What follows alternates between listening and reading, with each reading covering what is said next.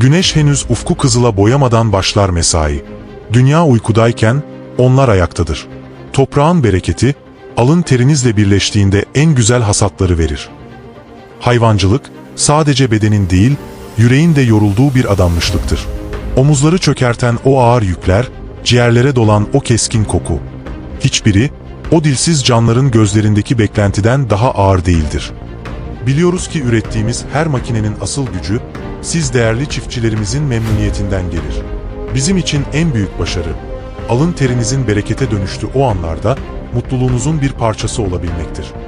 Çiftçimizin müşteri memnuniyetini hedefleyerek çıktığımız bu yolda, Arslan Tarım Makineleri bugün Türkiye'nin her köşesinde. Emeğin, özenin ve kalitenin kıymetini bilen insanımızın Ramazan bayramını en içten dileklerimizle kutlarız.